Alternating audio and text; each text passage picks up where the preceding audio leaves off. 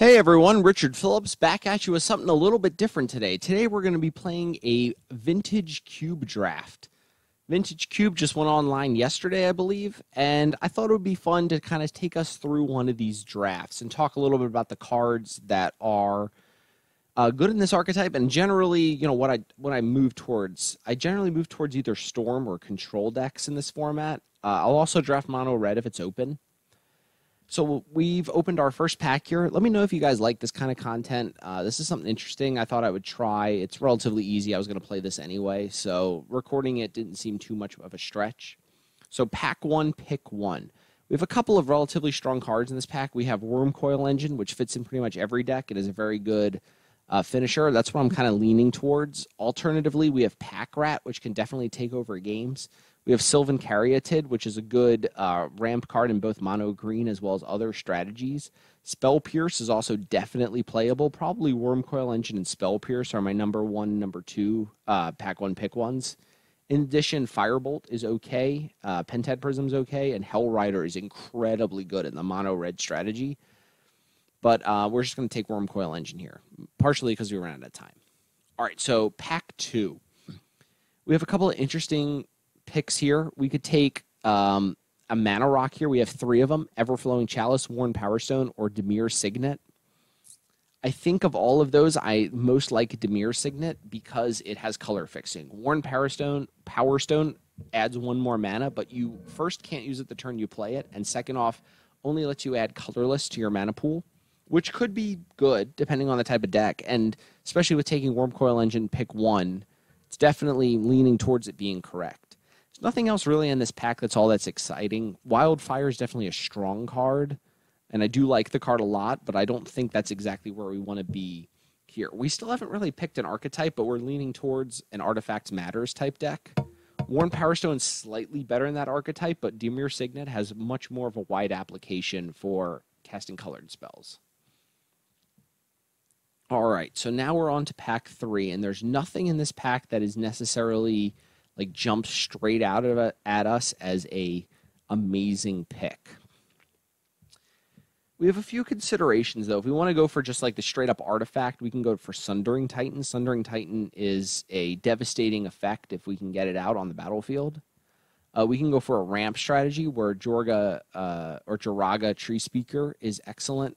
We can go for just like a control deck where Force Spike is definitely serviceable. We can go for like a mid-range artifacts deck where Phyrexian Revoker is probably really good because you can name Planeswalkers and such with it. I just don't know if that kind of effect is strong enough for a pick three in pack one. I think we're going to go with Sundering Titan. It definitely has the highest upside in here. None of the rest of these cards are particularly exciting, and none of them really fit any specific archetype or show that any archetype is wide open. All right.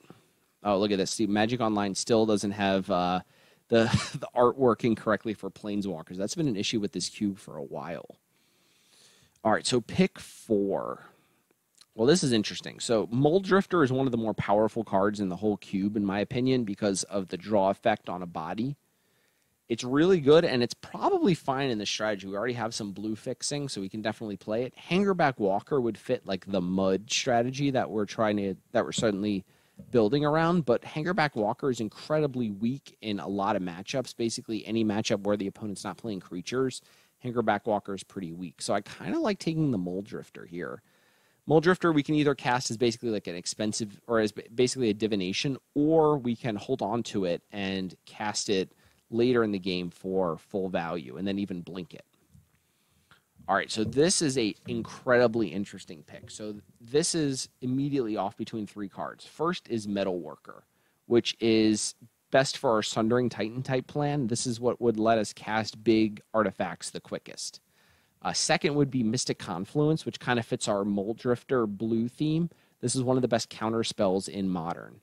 And then finally is Tezzeret Agent of Bolas. Tezzeret Agent of Bolas is what is probably the best win condition of all of these, and certainly the best if we were to create a stacks type deck where we're trying to lock our opponent out of the game. I think I'm inclined here to take Metalworker. Metalworker is just the, I believe, the highest upside of all of these cards. All right, so this pack is really interesting. Wow, this Magic Online just does an awful job picking up some of these new cards in the cube. Look at that. History of Benalia. And just unrecognizable from this angle. All right. Well, we're definitely not going to be a Storm deck, I don't think. None of these cards here really particularly point us towards Storm. So Frantic Search is best in a Storm-type deck. Lotus Bloom's probably a little bit slow for what we're trying to do. It might be okay, but I'm just not super excited by a Lotus Bloom. I think that probably of all of these, Dark Slick Shores is probably our best bet because we already kind of have the blue-black fetching, and this would make basically any black spell we get free. But I could be wrong about that. Oh, and I didn't select anything, so it took the history. Wow. I definitely had one clicked. I guess I didn't secure it. All right, well, that was maybe not the best pick. But we have a mono white card here. All right, maybe I'll decide to pick the card the next time. All right, I think here it's definitely between Batter Skull, Commit to Memory, and Looter Ill Core. I think of all of these, Batter Skull kind of fits our Metalworker plan the best, and I think has the best payoff. The rest of these cards are like, this is just a loot effect. That's not particularly anything interesting. I guess Batter Skull isn't honestly all that good, but there's some other cards we could pick up to make it better. All right. This is a very unexciting pack. We're not a Bring to Light deck. We're not really a Dark Petition deck. I mean, I guess we're closer to a Dark Petition deck than a lot of things. We could be a Reoccurring Nightmare, though. It could be a Reoccurring Nightmare deck. But once again, I don't really see that either. I mean, I guess we'll take it and maybe somehow back our way into it. All right, well, Pack Rat comes all the way around. But I think our highest chance of getting paid off for an Artifact Matters deck is taking this Pentad Prism. It's not the best of the artifacts, and I'd prefer to not play it, but I think it's better than everything else we have in this pack. Just kind of going with the same philosophy. I guess Tangle Wire is probably our pick here. None of these other cards are even remotely playable in our strategy. I guess Toxic Deluge is probably the closest. I usually don't like Tangle Wire in these kind of style decks, but maybe if we can pick up some Artifact Ramp, it'll be pretty good.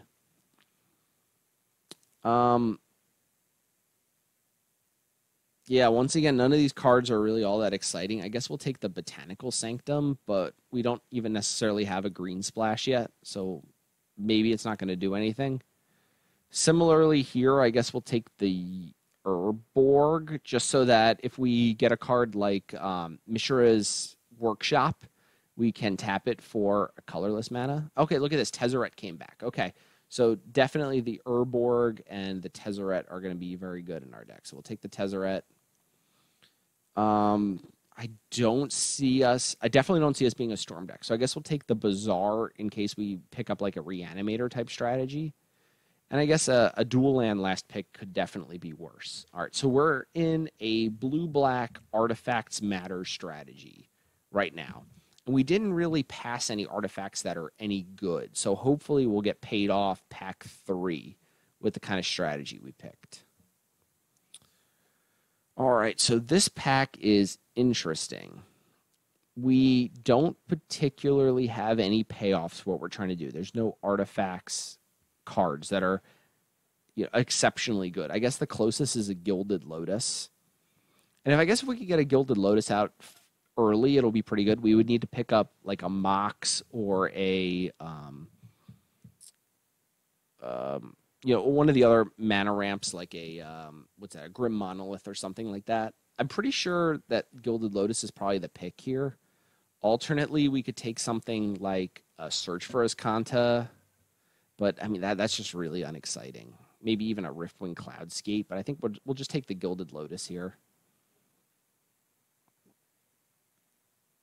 All right, pick 2. So we blue-black with. Yeah, there's just nothing in this pack that's particularly good, even. If we were in, blue-white control or something, Supreme Verdict would be good. If we were in an aggressive strategy or something, maybe like a white aggressive strategy, Angel of Invention's okay. High Tide's good in Storm. But, other than that, there's not really much here that's impressive, even. Maybe if we take the disc for an aggressive matchup, but even that just seems so poor.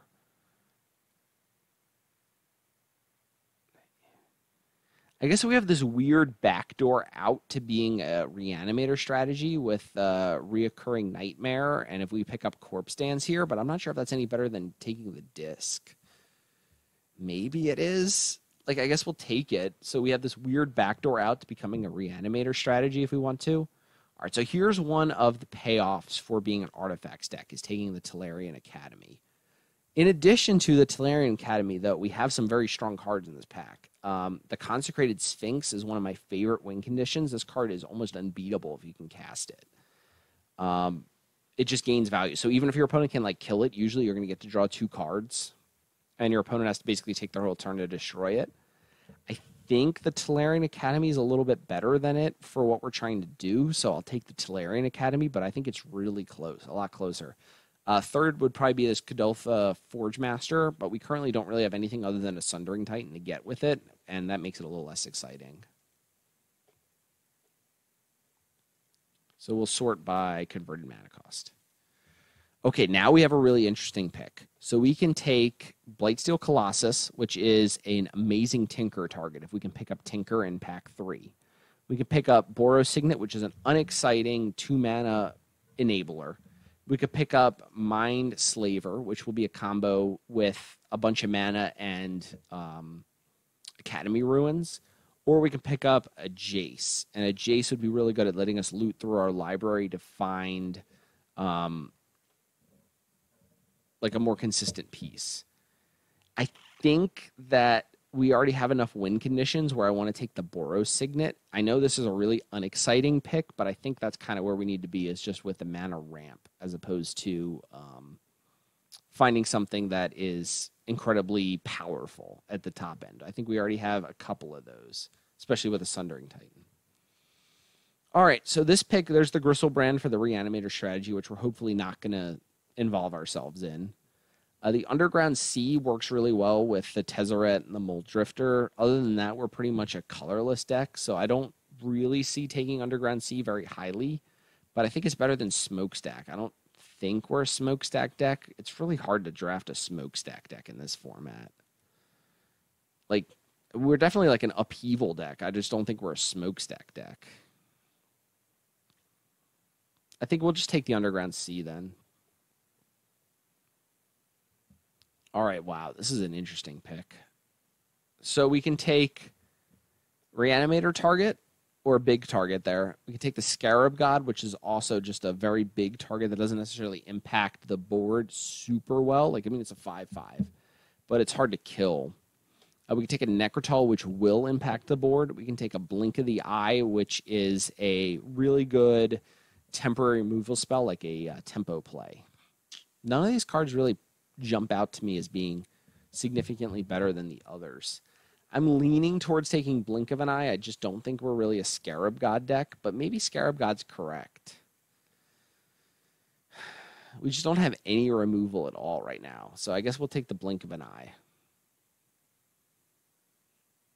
We got the same kind of issue in this pack, where there's just nothing going on that excites us. Like, Sword of Fire and Ice is fine, but, like, do we really want to put a Sword of Fire and Ice in a deck that has no creatures, or, like, 2 creatures? I mean, True Name Nemesis, I guess, is a clock, but are we going to really try to win a game with, like, fair magic of attacking with just a True Name Nemesis? I mean, I guess the answer might be yeah. This definitely isn't good enough.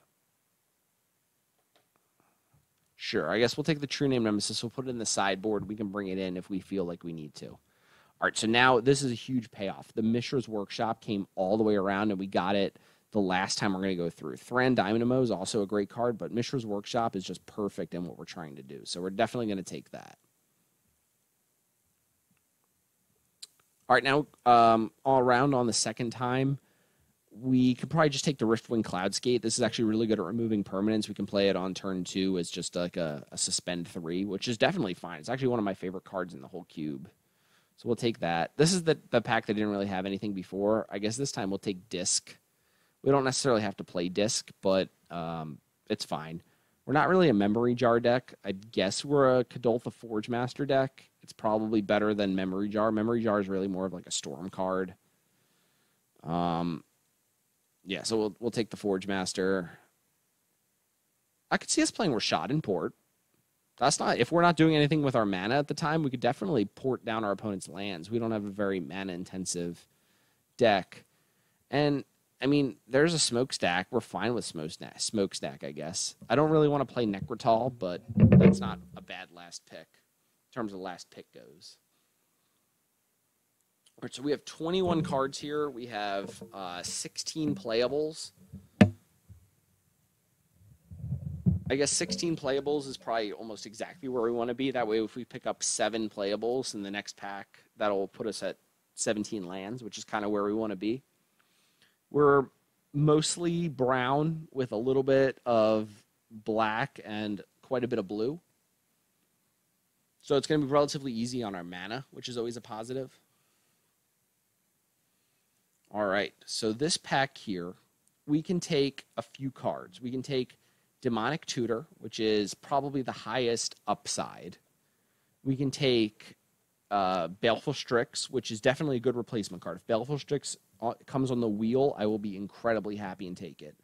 We can take Turnabout, which is a good ramp card. We can take Wasteland, which is just good at buying some time. We can take Snapcaster Mage, which is not very good with what we're drafting. And I think it's a pretty solid Demonic Tutor here.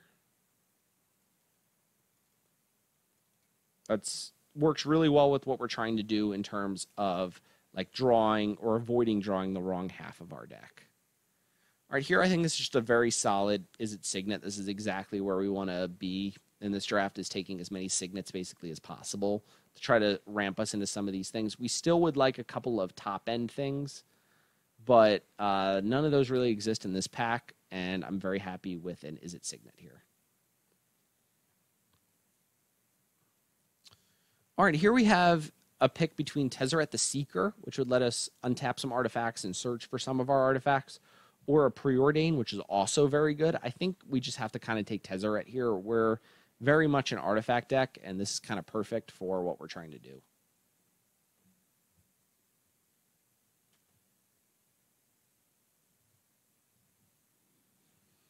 So kind of, as I mentioned earlier, we have this Urborg and Mishra's Workshop combo, which is really nice, so that Mishra's Workshop can tap for 3 to cast an artifact and also tap for just black to activate an ability or cast something like a Riftwing Cloudskate, which is great because sometimes you have the Mishra's Workshop and you can tap it on turn 1 to play like a Signet, and then turn 2 you want to play something for like 4 or 5 mana and you can't because Mishra's Workshop doesn't tap for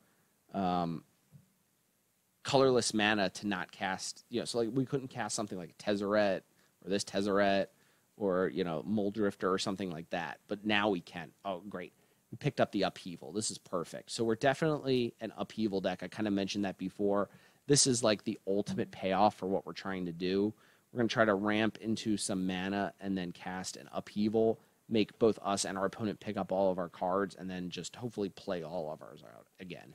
So it's perfect. We're now definitely looking to find as much ramp as possible. We have certainly enough win conditions, and we'll probably just take every piece of mana that we can find.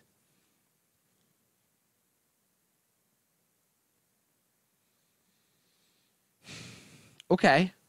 There's a bunch of lands in this pack, which is nice. We currently have a blue-black land, and I guess we'll just take the blue-black fetch for it. Seems a lot better than pretty much everything else here.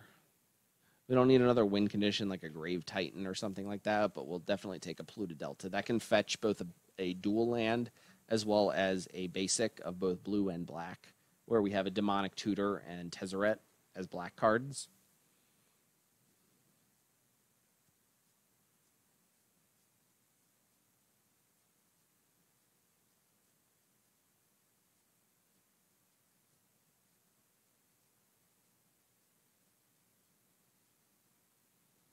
I'm very happy with where this draft is right now. We got paid off a little bit with our lands. We have 2 of the best lands for the artifact deck and both of the planeswalkers for it. All right, so now this is a really interesting pick. We have a pick between Tamiyo the Moonsage, which is a like a lock piece, more or less. We can lock down one of our opponent's creatures, draw some cards, but it's not really great with what we're trying to do, which is a little bit of a mud type strategy. Shelldock Isle is also not amazing for what we're trying to do, but it's probably okay. We have a Batter Skull, and having a Batter Skull makes Stoneforge Mystic at least valuable. How valuable, I'm not really sure. We have, what, a Boros Signet to cast it, and we have this, well, I guess we could take the Tundra. I don't know, I think it's between Shelldock Isle and Stoneforge Mystic. We'll take the Stoneforge Mystic, and we can bring it in if we're playing an aggressive strategy, or against an aggressive strategy. Same type of deal with this pack. I guess Treasure Cruise probably has the highest upside.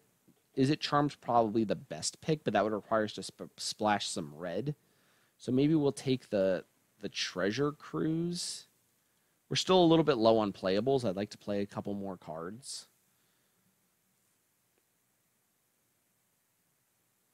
All right, here we have a couple of choices. We currently don't have any removal, and Faith's Fetters is actually very good removal because it allows us to gain some life as well as remove something, but it requires us to play an extra color, which I'm not super into. I kind of like taking the Sensei's Divining Top. This isn't a card that I value very highly, but this late in the draft, I think I'm very happy taking it. And then we got the Baleful Strix on the wheel, which is perfect. This is exactly what I wanted to take here.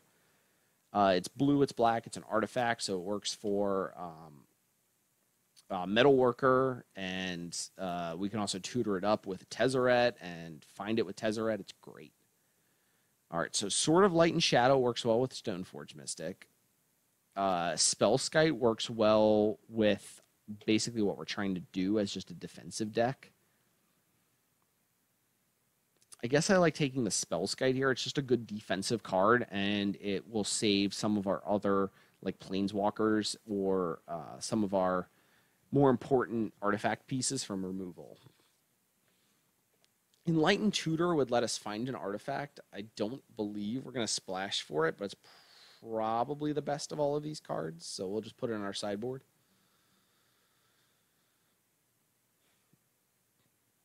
We would have to pick up like another fetch land and Tundra in order to play that card. Yeah, none of these really matter. I guess we'll take the Flicker Wisp because it's potentially the most problematic.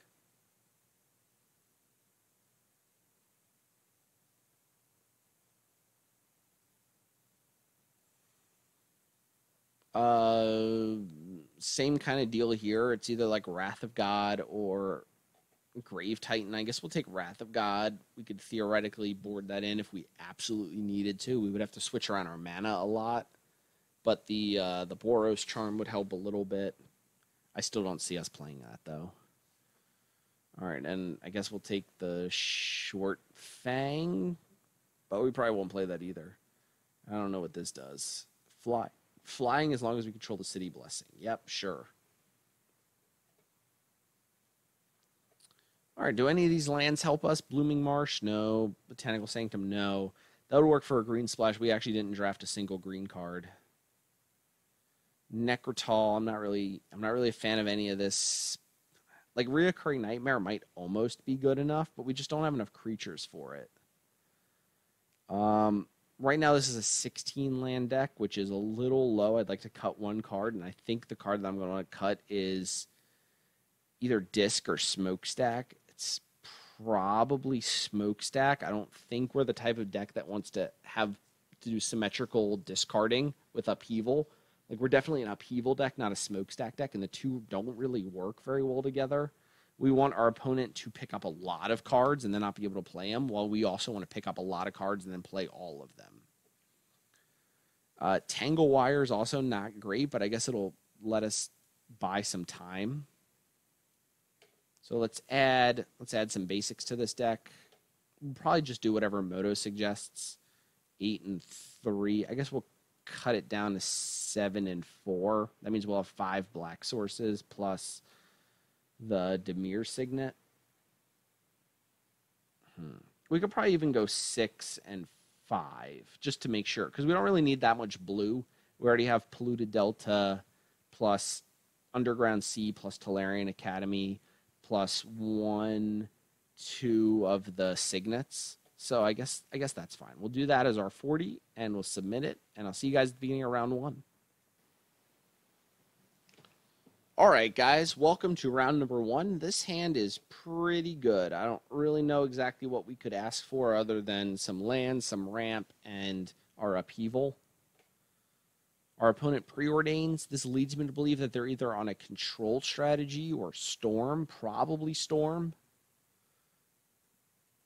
Our worm coil engine's not exactly where we want to be, but that's okay. We'll probably fetch our duel with this. I'm going to play this out so we don't get strip mined. I know there's only one card in the whole draft, but I just don't really want to get strip mined here.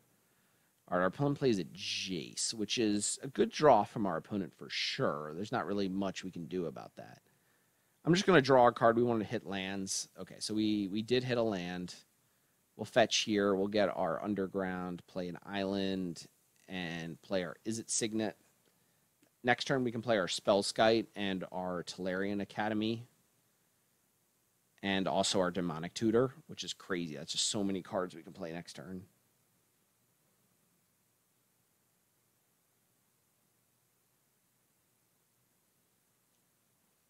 Okay, so our opponent passes. We will start off by casting our Spellskite, and then I think we'll play our Tolarian Academy, and we will Demonic Tutor. Now, what card do we want is really the question. I wanted to cast the I wanted to cast that there because our opponent's most likely on Storm, which leads me to believe that we should probably play more aggressively than I usually would. So next turn, we'll have access to 2, 3, 4, 5, 6 mana, so we can play Worm Coil Engine or Upheaval.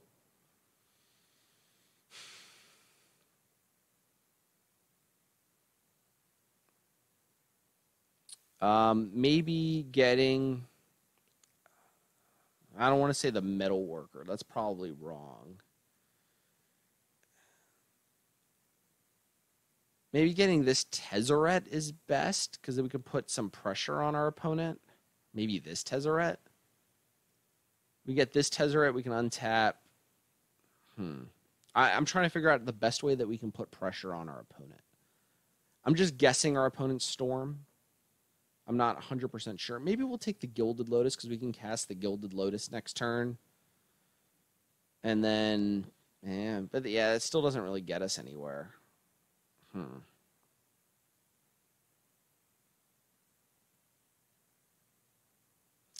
Yeah, maybe we'll just take the Sundering Titan and try to survive a couple of turns. If we can survive a couple of turns and then cast the Sundering Titan, we can take our opponent off at least 2 lands. But we might be dead by that point. But I'm thinking that Sundering Titan is our best late game play. Our opponent definitely looks like a Storm deck.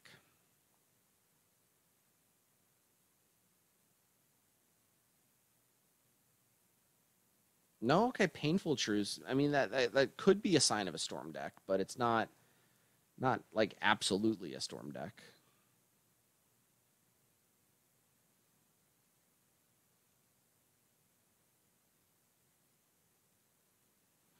Doltha Forge Master. All right, so we can play this, and then we can play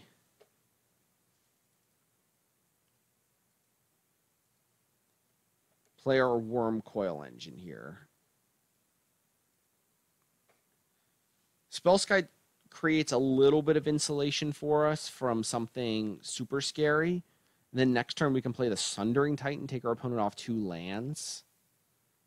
But there's a chance our opponent's actually just playing a control deck. If our opponent's playing a control deck and has, wow, they have Force of Will. Look at that. That's crazy. All right, so our opponent, I guess, is not a Storm deck. If our opponent's a Storm deck, then they're really interesting. So it turns out that Sundering Titan's also one of the best cards we could have taken against a control deck. Maybe, I guess, I kind of was thinking that when I took it. It was like, well, what if our opponent's not Storm? And if our opponent wasn't Storm, then definitely one of the best cards that we could have taken here would have been a Worm Coil Engine. Looks like our opponent's pitching. They pitch Mind's Desire. Okay, so they are Storm. That's interesting. So our opponent's a Storm deck with Force of Will, which is something you don't really see in Constructed because cards are so important to the Storm deck and how it functions.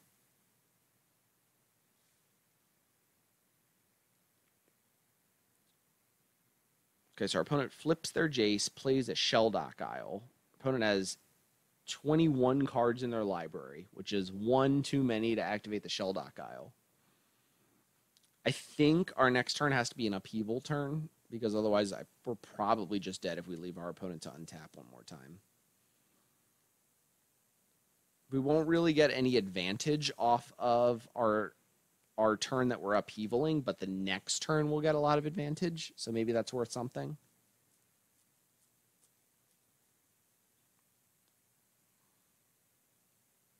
Sure, okay, so our Spellskite's a -2, -4 now. All right, there's a Baleful Strix.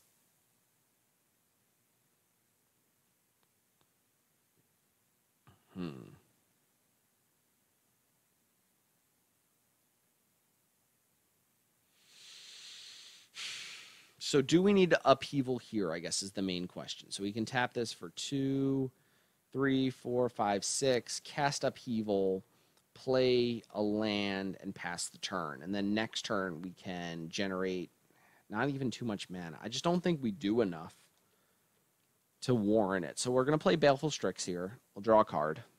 Okay, there's a Muldrifter. And we can cast something for 5 mana here. So I guess we'll cast the Forge Master, because if we're planning on using our Sundering Titan next turn, this is actually going to give us the most mana. I don't know, maybe the Muldrifter was correct there, but this is one more mana for our upheaval. So if our opponent doesn't kill us here, they're going to get to... Yeah, I think it's going to be hard for our opponent to kill us here with the Spellskite.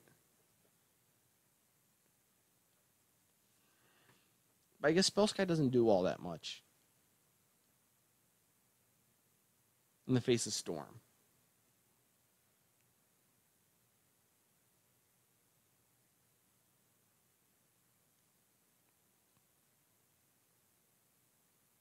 Okay, there's a Mana Flare. Okay, so all of our opponent's mana is doubled. But that's still only 6 mana this turn.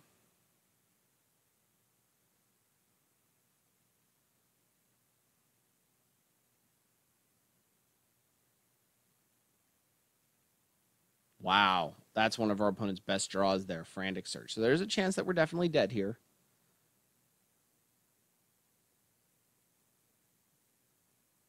And our opponent can flash it back with the Jace. Wow.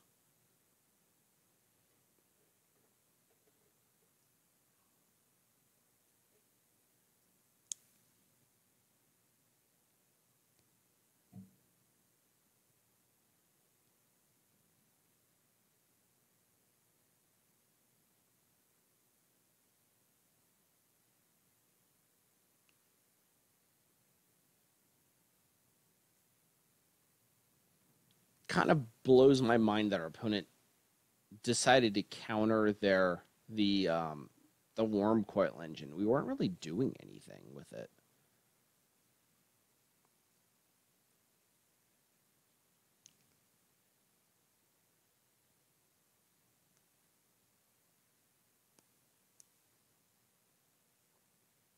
Oh, okay, that's not scary at all. Our opponent draws some cards. Wow, okay. So our opponent should definitely flash back the Frantic Search here. But I'm not sure if they know enough to do that. Surprised they didn't do that right away. That's what the first thing I would have done would have been. Okay, our opponent Mystical Tutors to put something on top of their library. Dark Petition. All right, so they're going to go off next turn.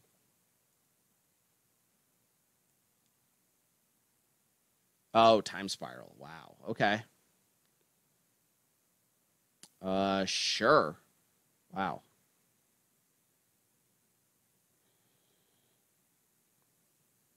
All right, I guess we're in a lot of trouble here then. If our opponent put Dark Petition on top and then did that. Well, that's not how Dark Petition works, right? Because it's when you cast Time Spiral, it shuffles everything first, then you draw.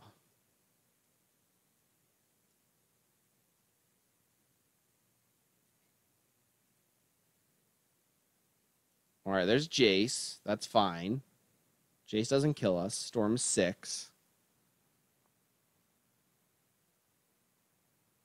Next turn, we actually have enough mana to upheaval for, or to demonic tutor for upheaval, which is nice. Opponent's 8 mana. Is this opposition, or not opposition, turnabout?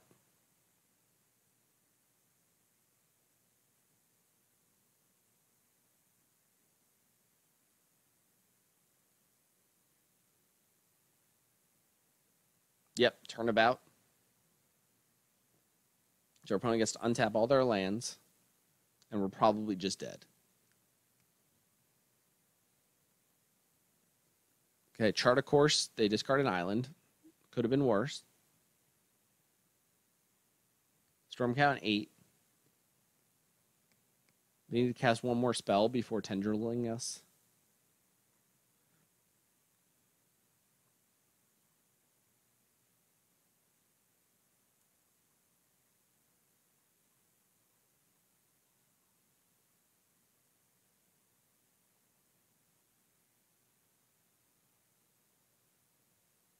Oh, okay. Our opponent mind twists us. Okay.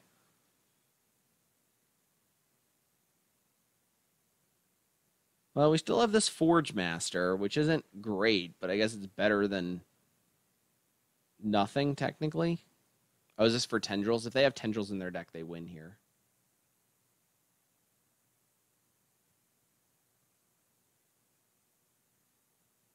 Or Brain Freeze. Brain Freeze kills us all. Oh, no, it doesn't kill us. They don't have enough blue.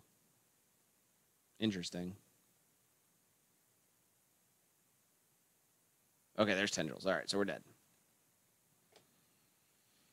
All right, so sideboarding against Storm. We're not set up to beat Storm. This isn't a matchup that I considered when building this deck, and it's not really like we have much that we can do against it. I know that Disc is really bad. There's a chance that just an extra land is better than Disc. My Smokestack, I guess, is kind of hard for a deck like that to beat. Tangle Wire doesn't really do anything. Actually, Storm decks sometimes want to play Tangle Wire just to survive longer. True Name Nemesis, I guess, is a clock, so it's probably fine. Like, it's not great, though.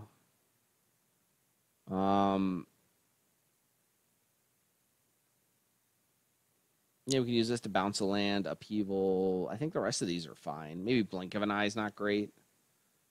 Well, I guess our opponent has the Planeswalker, so I guess we'll keep that. Baleful Strix is probably not great, but that's all right. I already submitted. This hand's really slow. Like, really slow. So it's turn 1, Divining Top. Turn 2, Pentad Prism. Don't even get to activate top. Turn 3, Batter Skull. Oh, boy. I think that's just too slow. All right, this hand can cast an upheaval. It's got something to do. I'm going to bottom an Urborg. So we can do a turn 2 Baleful Strix this way. That's at least something.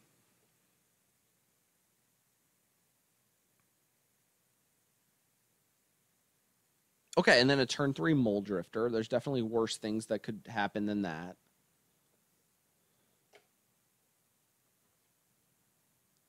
Brainstorm? Yeah, okay, that's not how you brainstorm. So the opponent obviously doesn't. The opponent's just trying to use their mana, but you don't, especially not unless you're going off turn 2. If our opponent goes off here, I mean, that's good for them. Turn 2 going off in Vintage Cube is excellent. But they're not even shocking here. So, like, what was the point of that brainstorm? It was just a cantrip. Like, they're drawing all their cards. All right, there's a Metalworker. So this is exciting. This is where theoretically we can kind of go off. So we're definitely going to play the Metalworker here. We need to draw an artifact next turn, but we can certainly go off if we draw some number of artifacts here. Because we already currently have 6 mana next turn. Plus it's 8, so we have 8 mana. We can actually cast Sundering Titan next turn.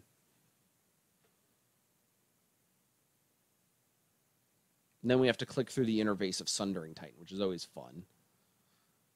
This is Mana Flare, Mind Twist. Ooh, that was rough. Wow. All right. All right, so there's Smokestack. So we'll definitely reveal Smokestack here. Hold on. Maybe not. I lied. Because I might want to cast something better than that. So we want to tap this for 3, 4, 5. Oh, that's 4. Okay, 5.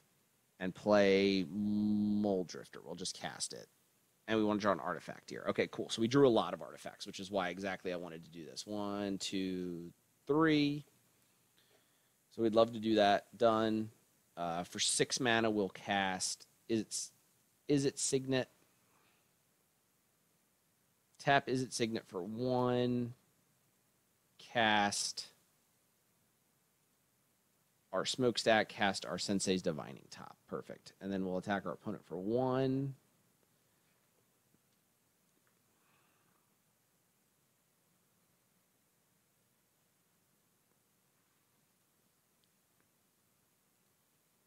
All right, so we have a lot of triggers on our stack for next turn.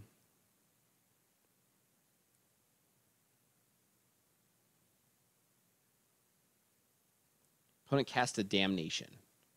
All right, that's not honestly as bad as it kind of looks. We'll put any of them in any order in the graveyard. That's fine. All right, so with the upkeep on the stack, we will...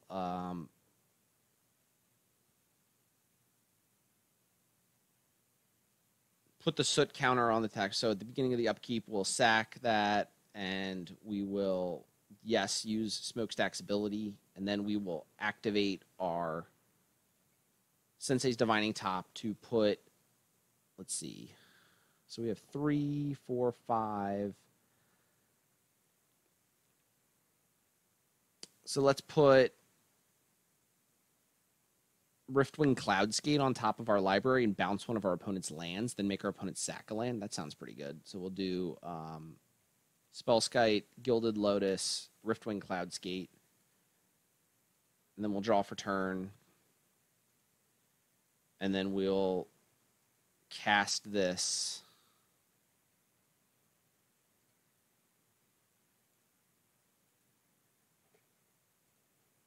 Bounce our opponent's land, which takes damage to their hand, and pass the turn. Then our opponent needs to sacrifice a permanent.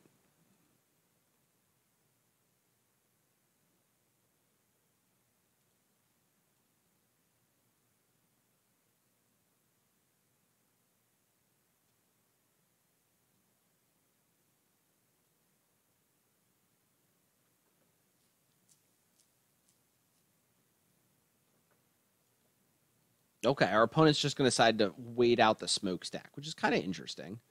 So we'll definitely go this way. So at the beginning, we'll sacrifice our Cloudskate. That's fine. And then we'd like to put another counter. No, we would not, because we already know. Oh, and then we drew a Trinity Nemesis, which is almost perfect. So we'll go top, top, top. Okay, draw. Play our Trinity Nemesis, give it protection from our opponent, and that's a really solid clock, which we can use to hit our opponent. So we're just gonna Smokestack on 1 here, which is fine. We honestly might just get rid of our... Okay, our opponent's just going to concede to that. So we have a clock plus the Smokestack on 1. Our opponent decided not to play out a land net last turn, which means that we were just going to keep our stacks on 1. And there we go. That's how we were able to win. All right. Do any of these cards mean anything? There is a chance that we should just board into white. If we boarded into white, we would have Stoneforge Mystic for Batterskull plus History of Benalia, which is a pretty solid clock. Honestly, that's not really the worst. All All right, so let's see if we were to do that real quick. So Spellskite's bad. Baleful Strix isn't great. Blink of an Eye is not great. Like we're just boarding into an aggro shell. Batterskull's fine. So maybe even like Gilded Lotus is too slow. No, that's probably wrong. Gilded Lotus is probably fine. Smokestack's probably too slow on the draw. So if we did that and we cut, and then we brought in Stoneforge Mystic plus History of... that's too much white. I just don't know how much better of a deck we become by doing that.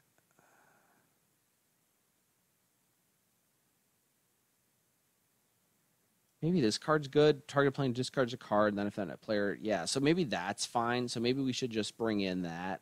So we'll bring the Smokestack back in, the Blink of an Eye back in, the Baleful Strix back in, and play a Short Fang. Maybe I like that. Just making our opponent discard cards is probably a realistic way of trying to beat them. Even though the card's really bad usually. All right, so what does this hand do? Not terribly too much, and our opponent kept 7. I think we have to mulligan this. We're just going to lose. Okay. All right, this hand does something. I like this. This is good. Tezzeret. We can't really cast it, so we're going to bottom it.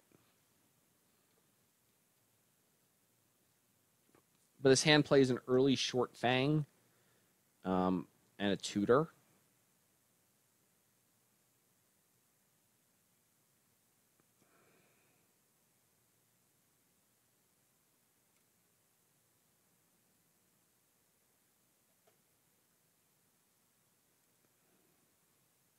All right, there's an Underground Sea, which I guess we'll start off with. That's fine. And then next turn, we can play a Short Fang, and we can try to just go to town on our opponent's hand. I don't know how successful that's going to be, but it's probably better than, like, suspending a Riftwing Cloudskate. All right, maybe that changes now that we have a Pentat Prism. Although I don't really know if it does. Like, what are we going to cast with the Pentat Prism? Yeah, let's go play the Short Fang here. And we can start trying to whittle down our opponent's hand soon.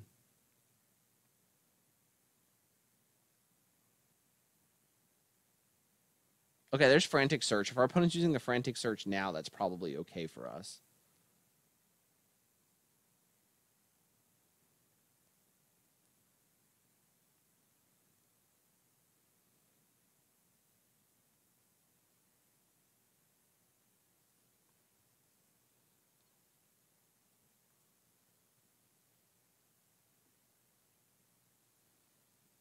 So the interesting thing about Frantic Search is that Frantic Search is actually card disadvantage. All right, our opponent just passes the turn. All right, there's a Smokestack. So what if we went blue, black, played the Prism, played the Urborg, and then used this to make our opponent discard? So this is a little mana inefficient this turn, but next turn it puts us up to 5 mana, so we can either cast Riftwing Cloudskate or Smokestack with the Demonic Tutor. Helping us out, sorry, like Demonic Tutor into that. All right, so our opponent discards Mind Desire. I think maybe if we just go to town with this Riftwing Cloudskate and the Rishadan Port, it might be really hard for our opponent to win. That might actually be a really solid way to win this game. That's really cool. So if we did this now and made our opponent discard,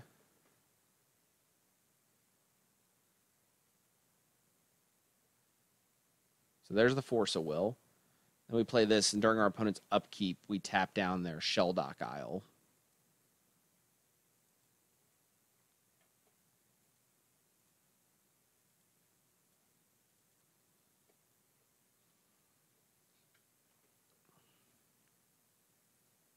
So next turn, we can Smokestack plus activate this, I believe.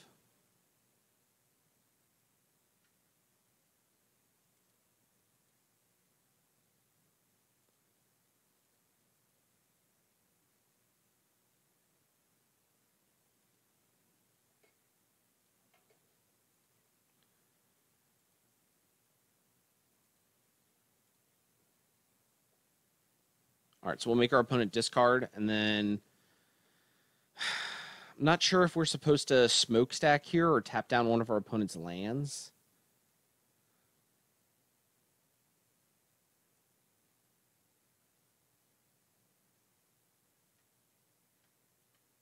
Probably just tap down one of our opponent's lands and cast our Demonic Tutor. So we'll Demonic Tutor here for a wow,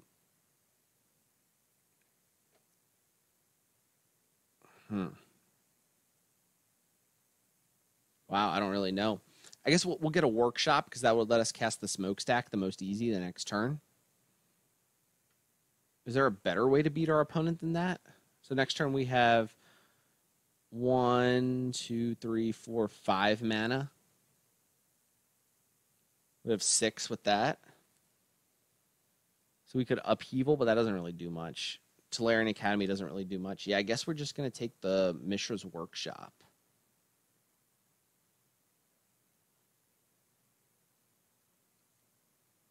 Yeah, I kind of like that. All right, we played a land for the turn already. So then during our opponent's upkeep, we'll just tap them down again.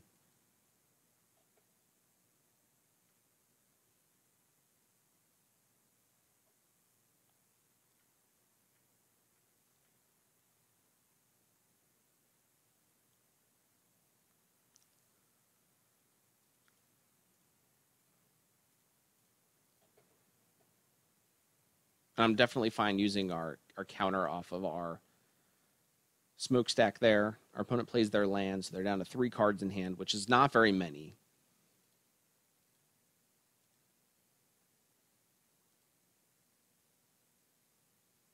All right, so we're certainly fine with making our opponent discard here. So we'll start that way.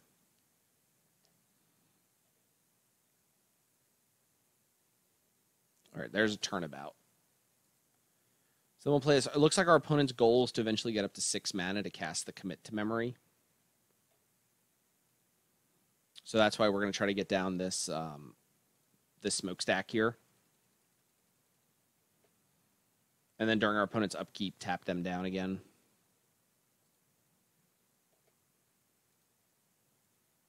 They still only have 25 cards in their hand, so we'll tap down the Shelldock Isle just to prevent shenanigans.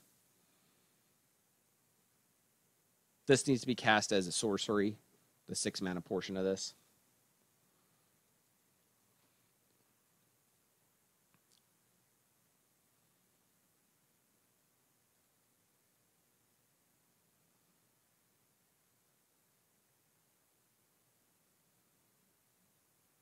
Okay, our opponent has a Damnation, which is a good draw.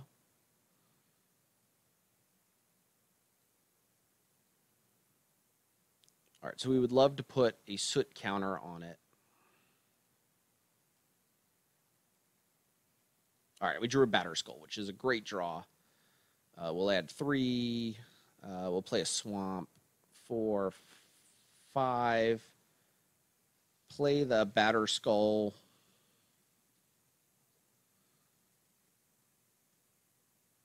And pass the turn. And then we'll tap down our opponent's land. This time I don't want to tap the Shelldock Isle down because our opponent might be able to... Well, maybe I do, actually. We'll just tap down the Shelldock Isle. I'm going to say there's a chance that our opponent can somehow find a way to get out of this lock, but it's going to be really hard.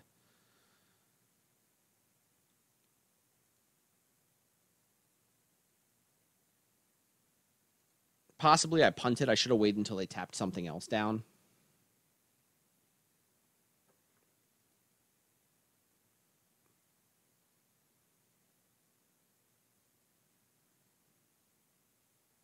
All right, so our opponent charts a course, which is fine. We will definitely start ticking up this smokestack, try to lock our opponent out via the smokestack. We'll make our opponent pick up a land with our Riftwing Cloudskate. Put the soot counter on. So we'll sack this Pentad Prism, which isn't doing anything.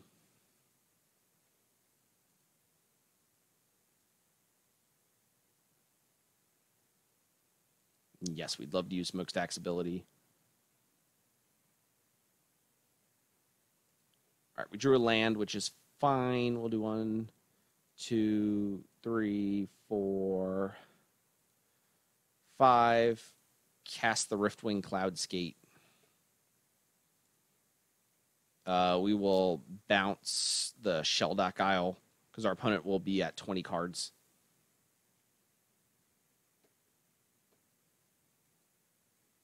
And then attack our opponent with the Germ.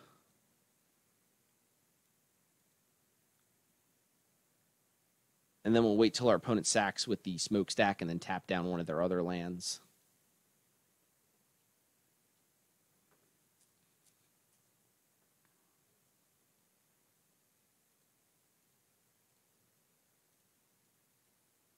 And we get to use that awesome effect that I was talking about earlier with the Urborg.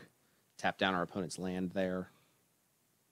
And our opponent just concedes to that. Excellent. So you see the power of our stacks plan instead of our... just put a clock out with a stack, tap our opponent's stuff down with a Rashad Import, and use our, our Nizumi Short Fang in order to just basically run our opponent out of cards. All right, guys, welcome to round number 2 here. This is a 3-land hand. It's a little slow, but I think it's fine. Opponent plays a tap land and passes the turn, which is always a good sign. We will probably not play out our dual land just because that wasteland exists in the format. So we'll play that instead. Our opponent looks like they're at least 3 colors. Probably a mid-range strategy. Oh, an Oath of Druids. Okay. Well, we're definitely not going to play a creature then. So there's that. We'll just play this port and pass. We don't want our opponent to use their Oath of Druids. And we're fine with that, I think, on average. We do have a couple of creatures in hand, but could be a lot worse. Just use that to tap our opponent down. Maybe our opponent kept a hand that was reliant on those cards. Sure, they have a Boros Signet. That's fine. All right, there's a Tangle Wire. I don't know if we want to play the Tangle Wire into the Oath of Druids deck. I don't know who this is helping. It's not us, because next turn we get to play Tezzeret. So I guess we'll just pass and... If we didn't have this Tezzeret in hand, I would definitely play it, but because we do, I'm not going to play it. All right, we'll tap the Raging Ravine again.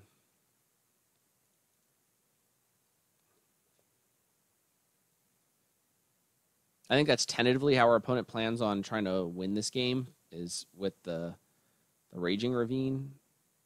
I don't know. All right, so now we're definitely going to just go ahead and jam the Tezzeret and uptick the Tezzeret. Okay, and of course we whiff because it wouldn't be a good Tezzeret deck if we didn't whiff.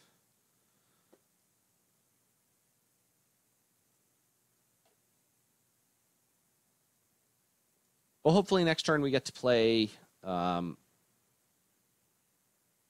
a Gilded Lotus or something, maybe.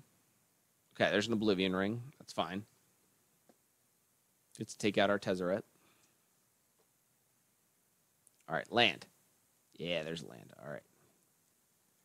So we'll go ahead and we'll get a blue source here. And this Tangle Wire officially does absolutely nothing. Our opponent has so many permanents that don't do anything here. It's kind of crazy. But now we have enough mana to Treasure Cruise, which is nice.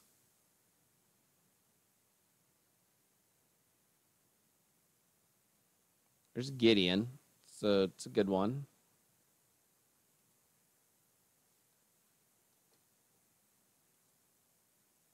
All right, there's a Muldrifter. That's not something we want to cast. So we'll cruise getting rid of this. So we have to pay 7. So we'll go blue, blue, blue.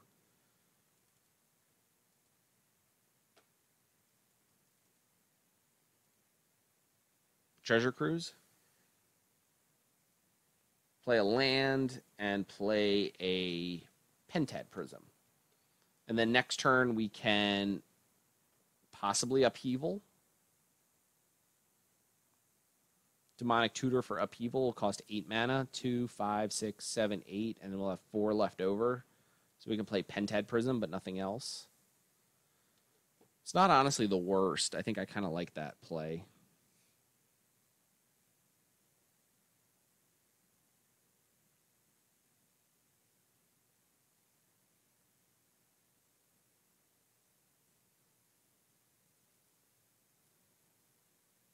Ooh, that's bad. Hopefully our opponent upticks. If our opponent downticks, it's real bad. Oh, good. Okay, so they uptick. So we're definitely going to... So if our opponent downticked and hit the Gilded Lotus, that would be real bad there. But fortunately, that was not the case. All right, does Tezzeret change our math? I don't think it does. I think we're just floating all this mana.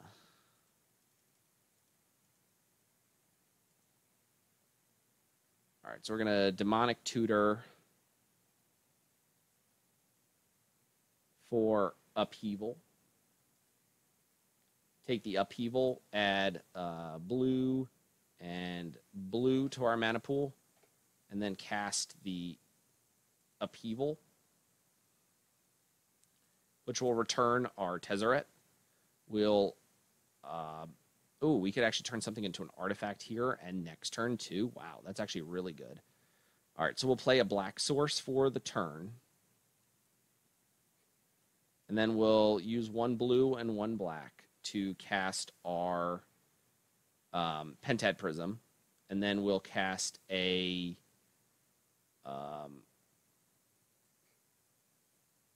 Spellskite. And then we'll turn our Pentad Prism into a 5/5 and pass the turn. We have to discard down to 11 cards. I'm not super interested, I don't believe, in the this island, that island, or this Mole Drifter, or maybe even this island, something like that.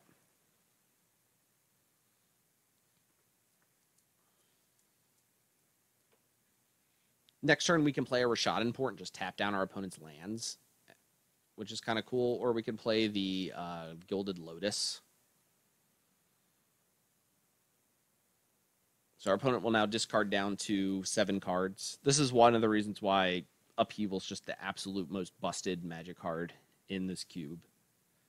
You just generate a lot of mana, you cast it, and you basically just win the game on the spot. All you need is anything to do on the battlefield. Even if we didn't have this Tezzeret, we still would have been in perfect position.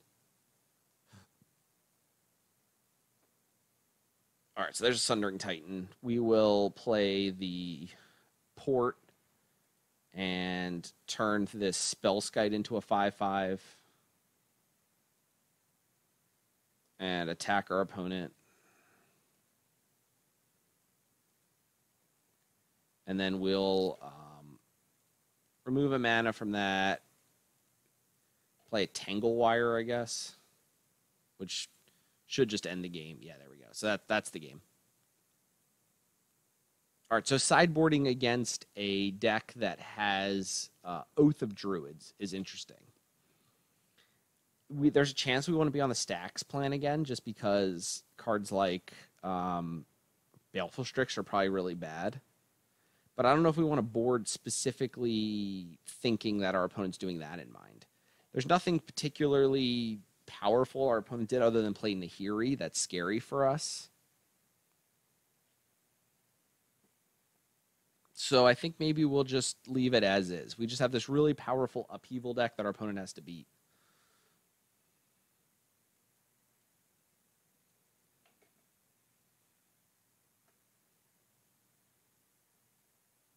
And yeah, I mean, this is kind of exactly what we were talking about. It's even if we just draw like 1 or 2 mana along the way, this is a very fast Upheaval deck hand. Yeah, look at that. So turn 2, we can play Signet. Turn 3, Metalworker. Turn 4, Upheaval with some mana left over, I think. So we'll play the Polluted Delta here.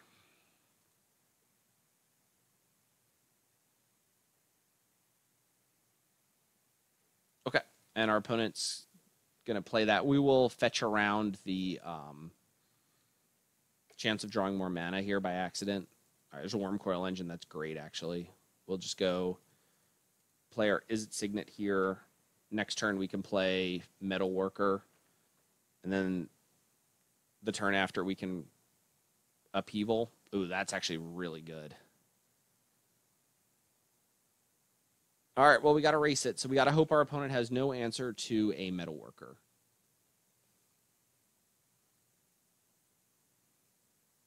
All right, opponent discards Greaves.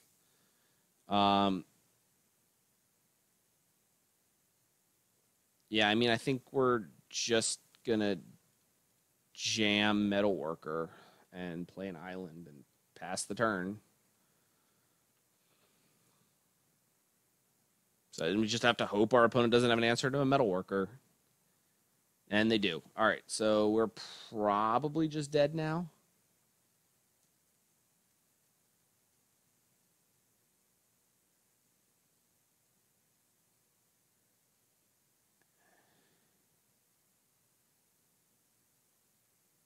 Oh, a sneak attack. Oof, that's gross. All right. If we go blue, black, play this Pentad Prism and a Spellskite, maybe we have a shot next turn if we don't die here. All right, the fact that our opponent didn't just immediately activate sneak attack is good for us.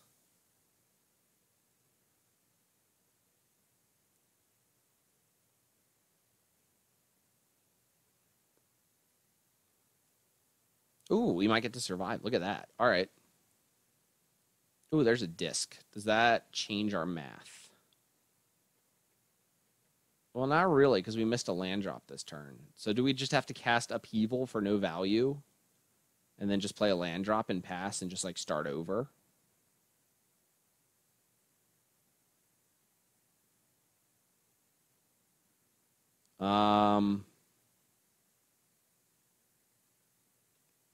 Wow. We're not in a good spot either way.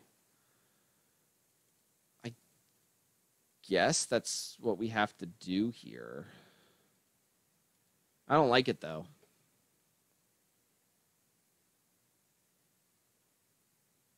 But our opponent just has too many good draws here.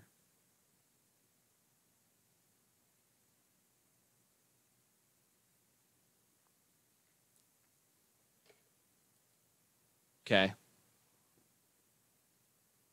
Oh, that's smart. Wow. Good draw from our opponent. So our opponent gets to Flicker Wisp the Nahiri, so they'll get the Nahiri back at their end step. At 4. Wow. All right, that's really strong.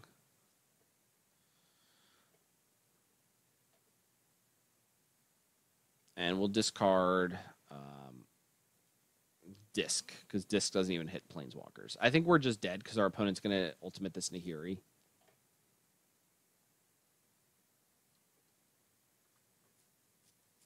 But at least we'll get to see what we can't beat. There's a card out there somewhere that we can't beat. All right, we'll do this, and black, play the Pentad Prism. The next turn, we can play Forge Master and sacrifice it, but that still doesn't really get us anywhere.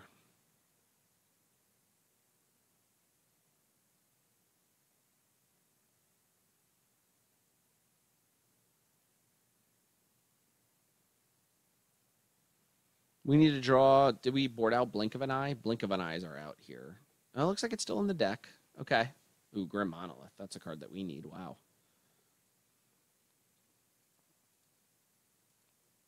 All right, we didn't draw it.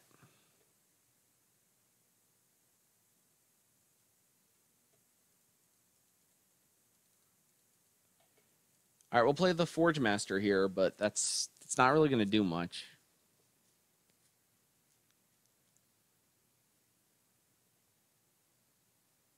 Okay, there's a Ruby.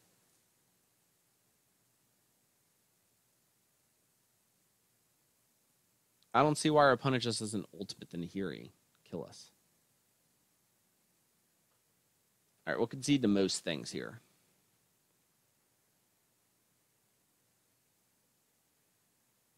The fact that our opponent isn't just searching up Emrakul is good for us. Like post board. That means that like most things we can beat.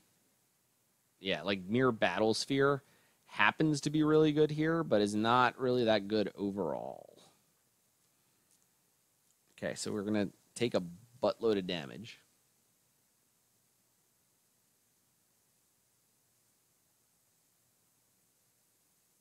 Okay, so we'll take that. Going down to 8 isn't super scary.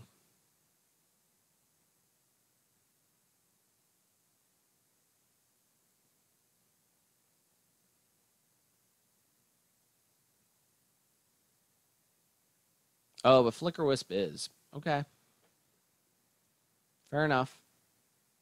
All right, there's not all that much we can search for, so we'll just concede. We can't beat that. That's just too much on the ground going on there. Like, I guess we could have gotten, like, you know, Batter Skull. Disc would have come in tapped. If Disc came in untapped, it would have been good. All right, any of these other cards seem any good? Maybe the Smokestack's fine. Like, maybe it's better than I think it is. And maybe the Tangle Wire just isn't great. Maybe the Disc isn't great. I mean, I guess the Disc was okay there. I don't really know. Yeah, maybe not a Baleful Strix. This just doesn't seem like a Baleful Strix matchup. Yeah, all right. We'll just cut the Baleful Strix. That could be wrong. I do love Baleful Strix. It's one of my favorite cards. If that card was legal in Modern, I think the... Oh, yeah, look at this. We got Workshop into Metalworker into turn 2 Worm Coil. So, yeah, we'll keep this. This is like the nuts hand. This is just absolutely absurd.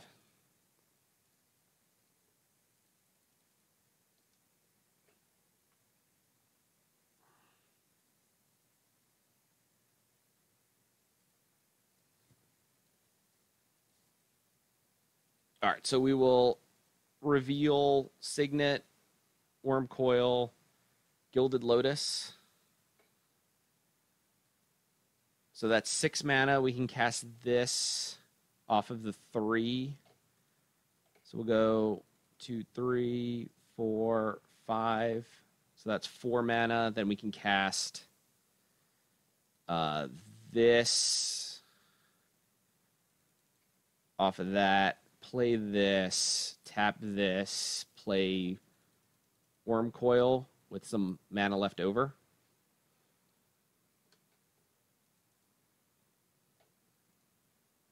Yeah, look at that. Turn 2 Worm Coil. Get like all your mana into play. Seems really good. And then, of course, we just flood out and don't do anything else, but that's okay. Put our opponent on a 3-turn clock here.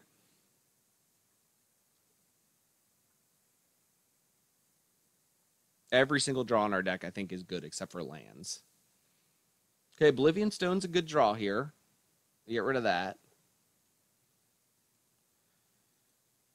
And we draw a bad card. All right, so we might just flood out and die. But, I mean, we're not going to not keep the turn 2 Worm Coil hand. Like, sure, it's not particularly strong against a lot of things, but that's okay. Wow, Gideon's good here.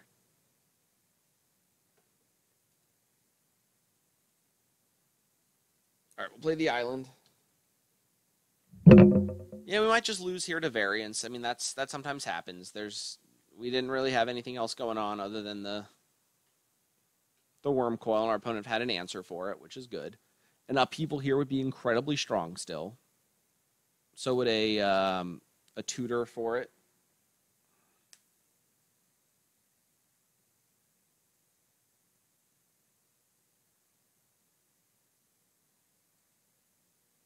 There's a cruise, all right. So we can, we'll play the Urborg, which lets us tap this for black. That, so we'll go,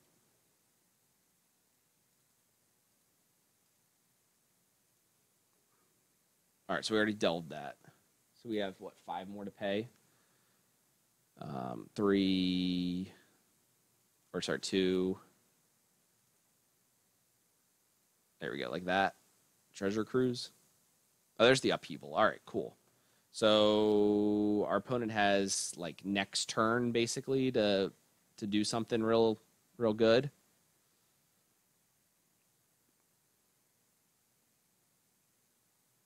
All right, the Mana Confluence isn't too scary. This could be scary though, whatever this is. Oh, they could just be casting Battle Ball. 3. Yeah, there's Battle Ball. Okay, so that's also not scary. Cool. All right, so we get to upheaval next turn, plus do some other fun stuff.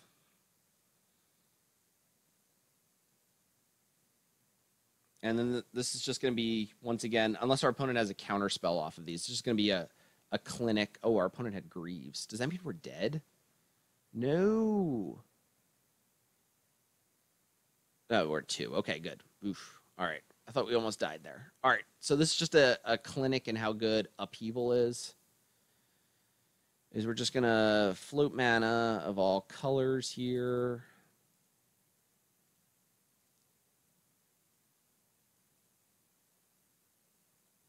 Cast the upheaval. Get back our Wormcoil Engine. Play our Workshop. Use our Workshop to cast that. Use the Gilded Lotus to cast that. Play Tezzeret. I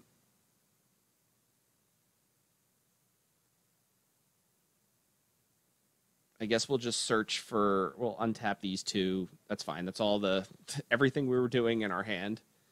And pass the turn. And then next turn, probably just win the game. Just turn all our artifacts into 5/5s and that'll be good enough. Oh, okay. Our opponent's got the Mox Ruby. Okay, Signet. That's fine. So we'll just turn all our things into 5/5s and then win. Yep, just a clinic in how amazing upheaval is. That we do nothing after turn 2, literally the whole game. Then we draw 3 cards, draw upheaval, cast upheaval, win the game. Seems pretty standard to me. That was a really sweet start, though. All right, so there's Disc.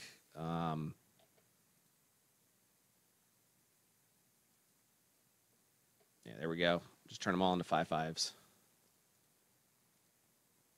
Kill our opponent. There we go. All right, and so you see the power just of an upheaval there. Doing nothing all game, cast upheaval, win the game. It's fine.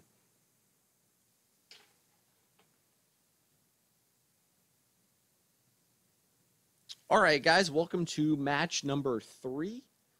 We are on the draw, and this hand's great. This hand's really good. Tell our opponent good luck here.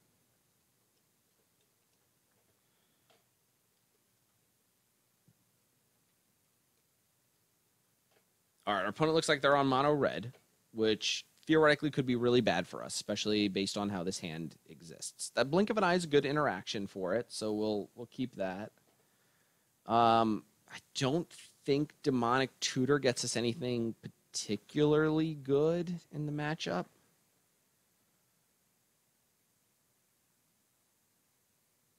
I guess in order to win this matchup, we just need the nutso draw that we got match 1 of last game. So we can what can we get with Demonic Tutor next turn? We can cast Blink of an Eye next turn, but that doesn't really... I guess we can cast a kicked Blink of an Eye, which isn't the worst, maybe.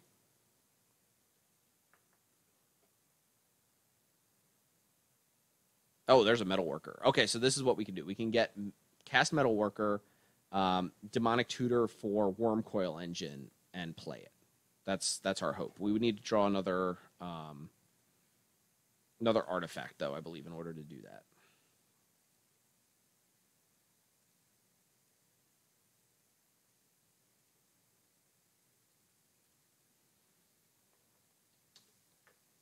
And even that might be a little too slow.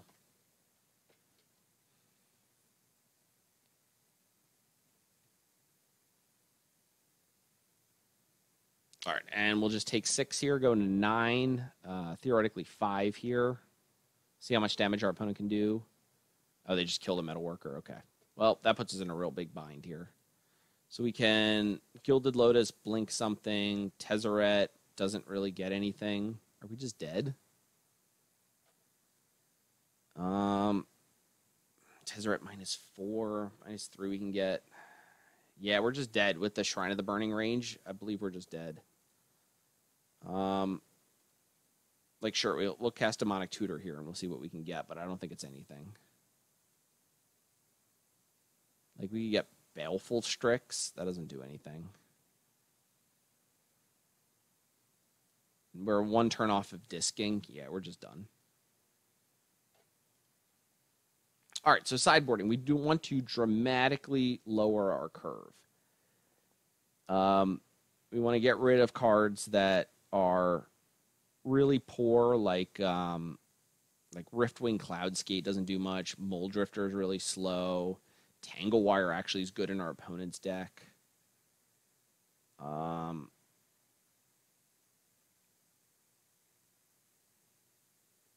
Yeah, I mean, Upheaval just has really high upside, so I think we have to keep that. Forge Master is not great. Maybe we actually, this match, do want to try to go in a little bit on white. We're not really set up mana-wise to do it, but we can try. We can bring in Stoneforge Mystic and Wrath of God and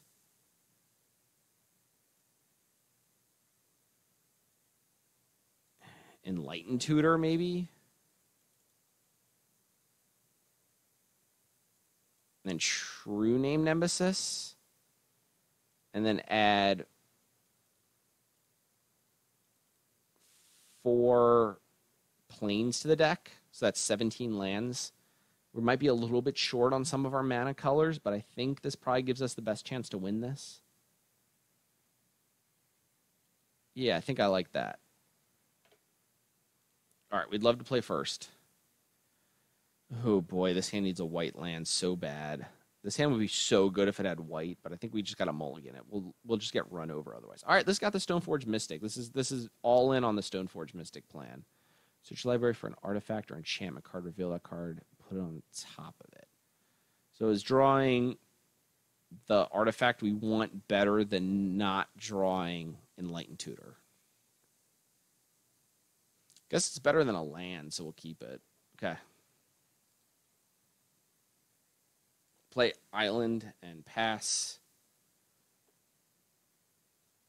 I guess it's a card that we didn't want to draw would have been Batterskull, so maybe this is fine.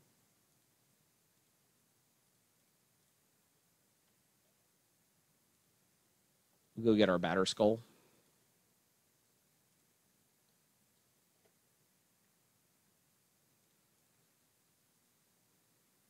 See, our opponent has a removal spell for the Stoneforge Mystic. Yeah, it doesn't look like they do. All right. We're getting there on the Batterskull plan. Maybe? Yeah, it looks like we are. Awesome. All right, we'll play the Polluted Delta here and pass the turn. I don't see us needing to search particularly for anything with our Enlightened Tutor this turn. I believe that's probably just going to get our 6-mana Wormcoil engine. Ooh, Sulfuric Vortex is actually really good. Okay. Guess our opponent's got it.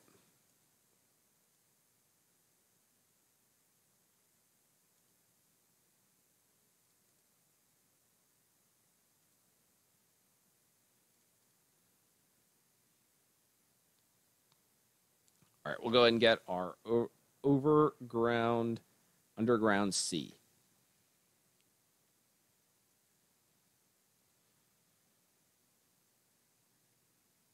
Should have taken a look to see what our deck choices were, because we could upkeep Enlightened Tutor for 3, But I don't really know what we could get for 3, and if that's better than taking a random draw step. Huh. All right, well, we're definitely going to attack with the germ, because we can race our opponent a little bit with it.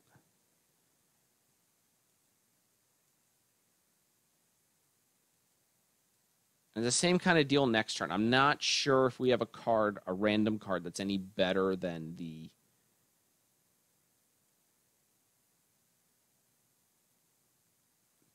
germ. So our opponent attacks.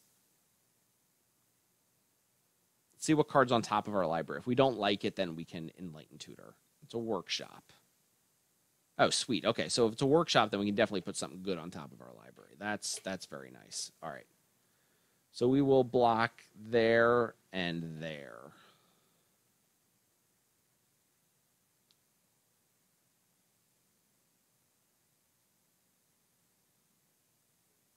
All right, so next turn we will have a lot of mana. So we can Enlighten Tutor for our either our Spellskite or our Sundering Titan. We'll have 3, 4, 5, 6, 7 mana next turn. Huh. So maybe I guess we'll just get Wormcoil Engine, just because it's a big beater that's hard to block from our opponent. It's either that or Spellskite. I'm not sure which one's better. Probably just the Wormcoil Engine. We'll just get that.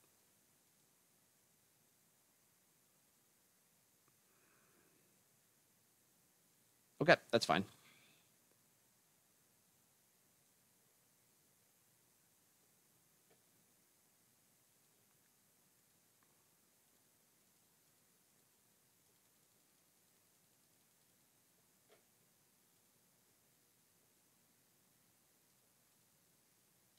That is kind of funny that a 6/6 that's rather impervious to removal is the one of the better cards we could get in that spot. But that's the case. So we didn't gain any life this game, but we'll see if our opponent can race our large bodies.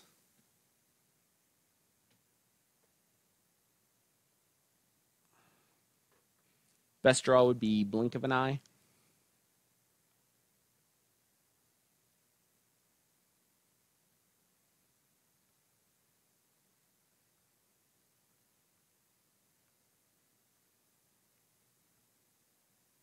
Ooh.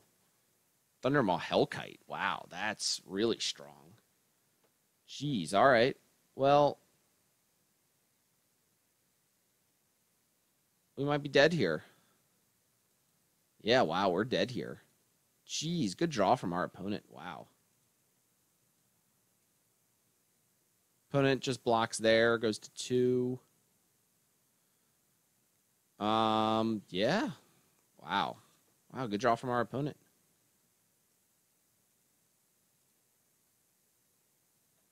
All right, guys. Well, I hope you enjoyed that. That was a vintage cube draft, something a little bit interesting, something I've never done before with you guys doing a limited video. Let me know if that was something you enjoyed. I thought that the draft experience was fun. I tried to explain myself the best we could. I had that one hiccup early in the draft where I took a Hero of Benalia that I probably shouldn't have taken, but that's all right. Yeah, just give me your feedback on the video. Thank you for watching, and I'll see you guys next time, probably with some more Modern action.